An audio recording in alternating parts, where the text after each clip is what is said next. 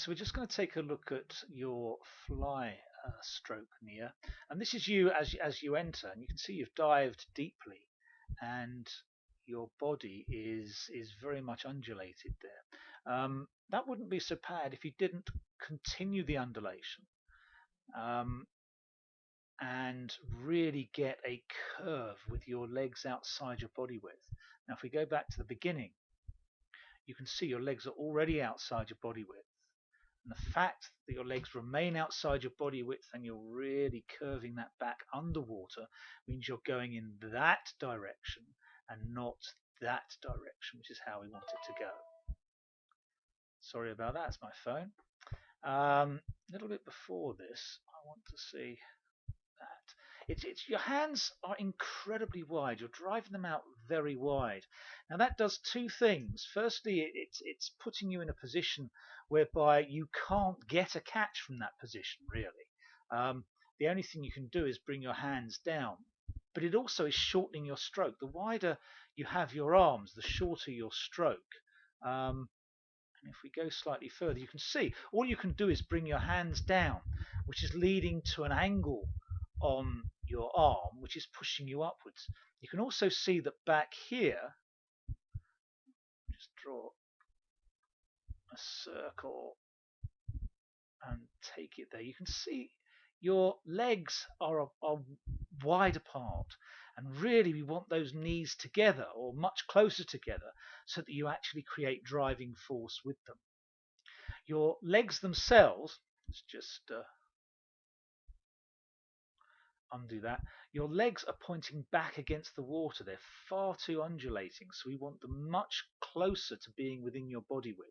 And from this position, all you can really do is exactly what you do, and that's drive yourself upwards. And we'll go on slightly further. So we're coming back in again. You can see that your body has dropped because you've driven yourself upwards so much. And that, unfortunately, is not a good position to be in. Let's go forward a little more. Your hands come in, your legs have splayed, your calves are hitting back against the water, and your angle against the water is holding you back. Just go forward a bit more again. Again, we're just taking a closer look at this wide angle, and you can see the only way you can press there is downwards with the forearm. You're not going to gain a catch on the water, and your hips are very low, which means you're just pushing yourself up. You've already breathed here, and your knees are heading incredibly low. You can see that. And that is just creating a wall against the water. We want you much flatter and actually driving yourself forward as opposed to driving yourself upwards. That's driving yourself upwards. The only thing you can do in that position is come back down, try and raise your legs, and you're going to set up this huge curvy motion, which, as we know, isn't very good. That's you in. You've set up that huge curvy motion. You're now going to drive your hands wide, and this is the position we don't like to see. You're pushing yourself up, and notice you're already starting to try and breathe at the front end of your stroke. And you should be breathing at the back end of your stroke when your arms are just going through here, ready to come out from your body and exit the water. And that would keep you flatter because you'd be pressing your chest in the water. And you can see you're completely out the water there. Your angle is poor in terms of good positioning in butterfly. We'll just check this angle, trying to keep level with the water. It's probably a bit harsh. It's about 30 degrees you're angling there, and ideally we want to be level with the surface. So 30 degrees is quite a bit. You can see that 30 degrees is just about right in both positions. You're keeping that position. You're dragging your body through the water.